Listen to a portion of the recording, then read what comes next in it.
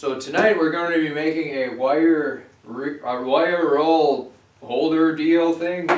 Basically how it works is we're going to cut this in half. So then one half will be on the bottom and one half will be on the top. And then the wires will go in right about there. And you know, we'll fish them through a bolt like this. So they'll just be hanging like that. And then when we want to roll them out to solder up some boards for whatever, it's convenient to do that. So basically we're going to take this piece, cut it in half, then of course cut this 2x4 in half, and then this piece will go on the front. We'll knock a few holes in here, and then the actual wire feeds through those holes. So we're just going to go ahead and get started measuring up these boards, hacking them up, doing whatever we need to do to get the job done. Alright, so what we want to do with this board here is we want to run it about 5 inches, and it's 10.5 and 10.5 on that side. So that's why we'll cut that in half.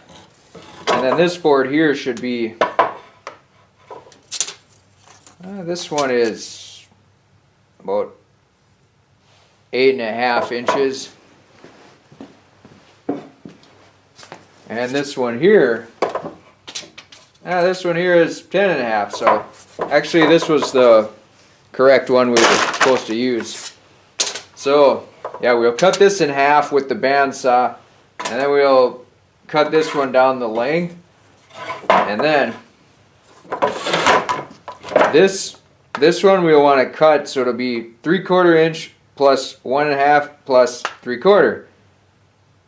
So this will be about, actually correction, it'll be 3.5 plus 3/4 plus 3/4. So we'll want to cut this about 5 inches, but we can go ahead and wait to do that till after we're done cutting these ones up. So let's just go ahead and get these ones cut up and then start screwing them together and see what they look like.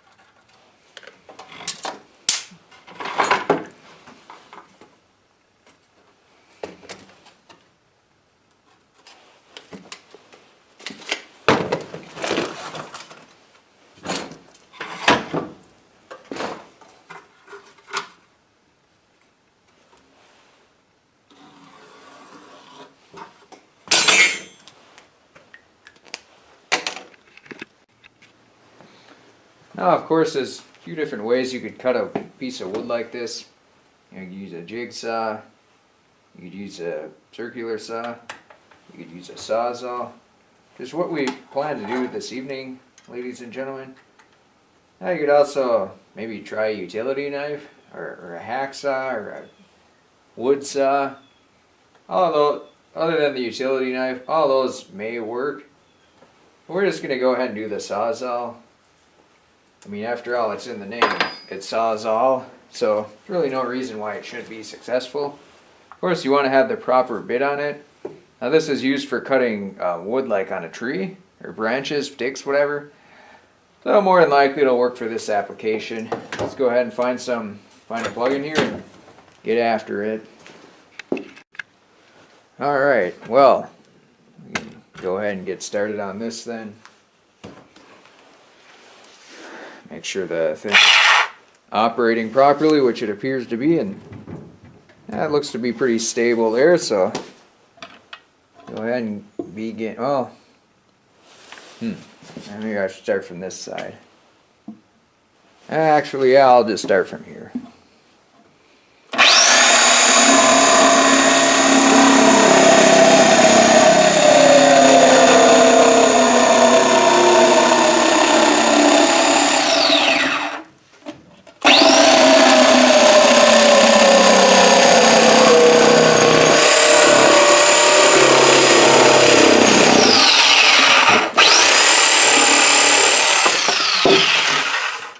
Alright, and there we have it. Alright, so our reel is starting to take shape here.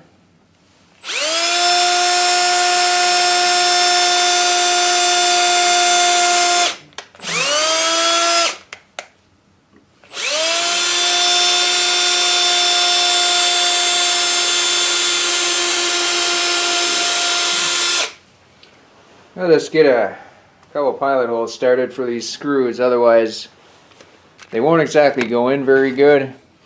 So that's why it's a good idea. Well, I mean they will, but they might split the wood, which is something we don't really want to do.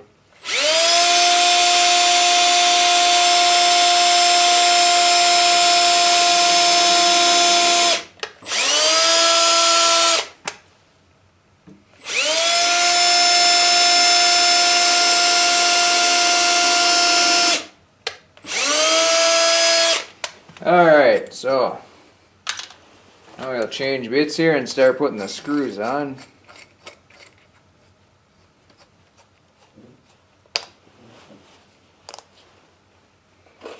Let's use 1.5 inch drywall screws. Those seem to get the job done adequately.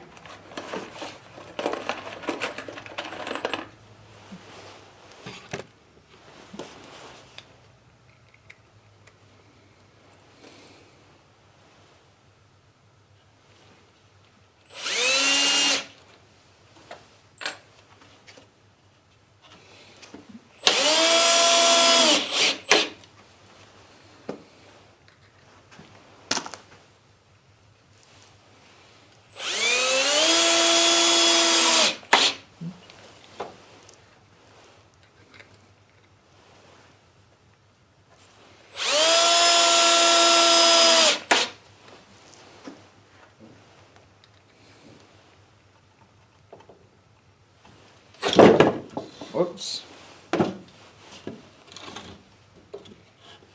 Didn't quite expect that to happen.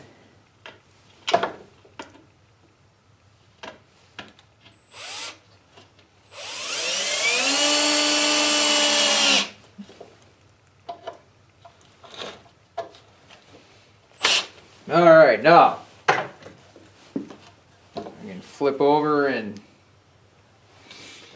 we don't want to do the other side just yet, because what we're going to want to do now is we want to drill the 4 holes through here, which is where these bolts will go. So we want to make sure to measure these out and see that there's an equal amount of spacing in between them. So it looks like we got about, so 16.5 inches. Now we have 4 bolts, so we're going to need 4, actually we need 5 spaces. So each space will be 3.5 inches. Let's just go ahead and mark off 3.5 inches or so. Alright.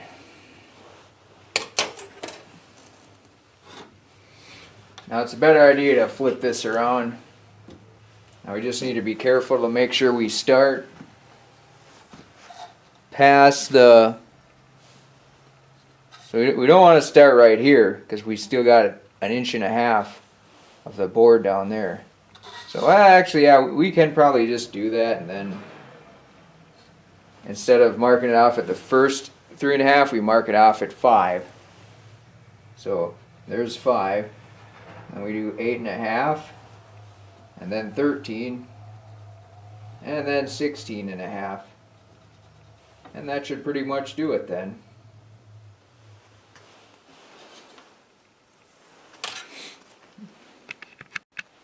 Now we just want to make sure we're center. So, well, I mean close to center. So we got 5 inches for the boards. So we want to be about 2.5 inches off from the end here. So right about there. We want to cut our first hole. Number 2, it should be right there about.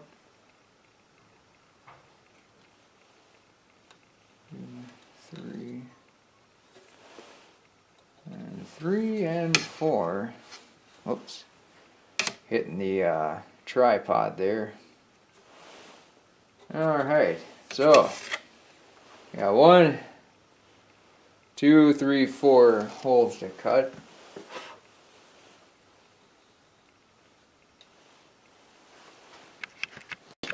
All right, so we'll just find a bit here that is a little bit bigger of a diameter, a little bit bigger circumference than this bolt here. And we'll just knock 4 holes in here. And then we should be just about good to go. So let's go ahead and do that.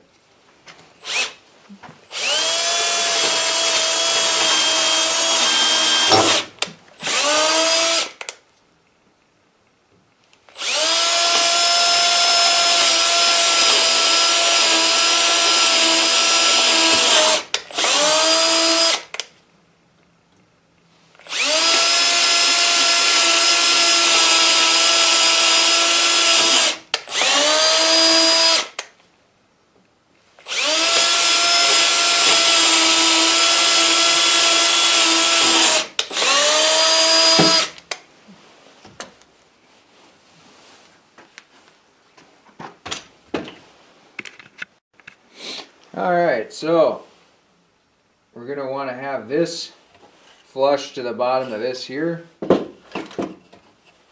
if we turn that around, right about there should be approximately where we need it. Just make sure these all line up.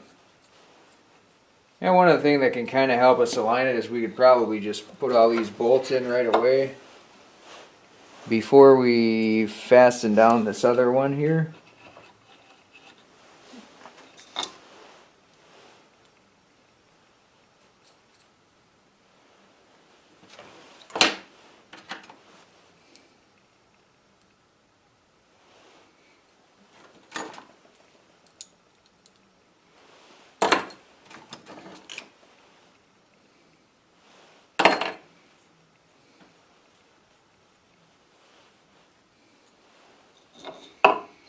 Apparently I must have miscalculated the length somewhere.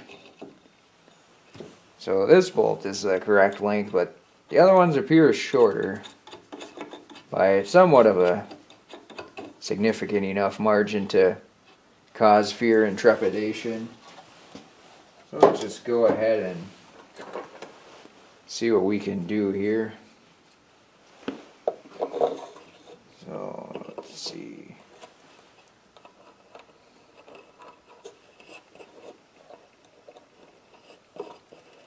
There's a little bit to play with there, but not a whole lot.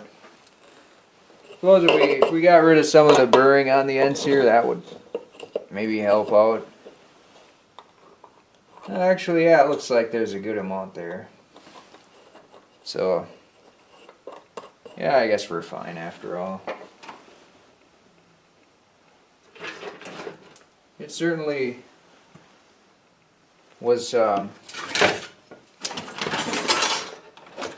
enough to cause possibly an emergency situation. Not really an emergency evacuation, but definitely an emergency situation. So, now we got all the bolts in, so now we want to drill in the top here. Yeah, just try to get them so they're aligned. I mean, they don't have to be perfect, but closer the better, I guess. So let's get this one of these smaller bits on here and drill up our pilot holes.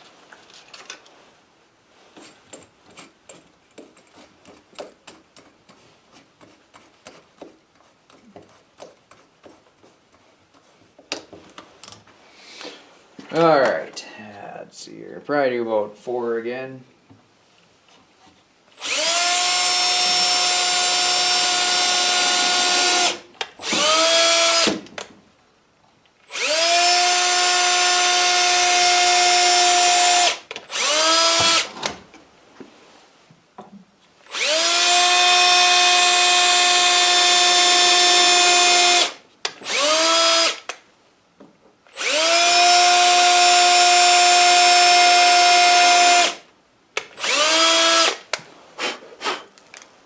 Okay, let's get our real bit on here and our screw bit on here, and then we can put on the 1.5 inch drywall screws, and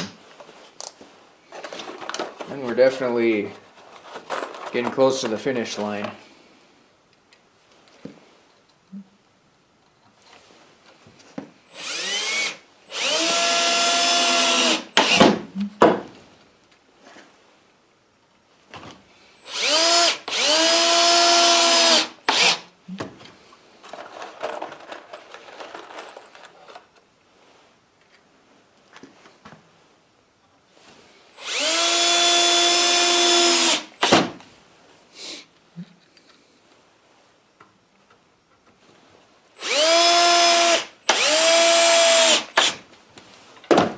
Alright, so there we have it. Now, let's go ahead and put in I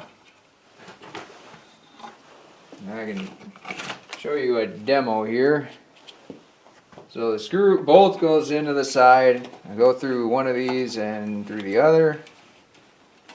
So we can fit 2 of them, two reels in one. And we'll fasten that down. And then the wire just comes out nice and easy. It's basically all we're doing there. Pretty simple stuff. Now, one thing we'll want to do is we want to put this about in the center, and then we can feed the wires through here. Now actually, we might need 2 of these. One up there, one up there. Because if you're feeding the wire up here that goes all the way down and through here, that might get kind of hairy. Maybe not though, but this one down here, I don't know. Maybe we don't even need this board on here, but I definitely have to give it a little bit of thought here, ladies and gentlemen. Hey, you know, on second thought, pretty sure we don't even need that board to feed the wires through, so let's go ahead and call it good. And before we begin to use this though, we're going to need to paint this. This is all treated wood, which means if you bring it inside, it's going to smell bad and cause you headaches and everything. Outdoors, it's not a big deal because there's obviously a lot more ventilation and everything. But if you're in an enclosed area where you try to keep the house warm during wintertime, you definitely want to paint treated wood. So, yeah, that pretty much concludes the project though. I mean, it's a very, very simple project. It'll save a lot of time. Now, yeah, of course, for different wire reel sizes, you can knock different holes in and everything too, but I just did that because I happen to have 4 of these bolts laying around, so I figured make it symmetric.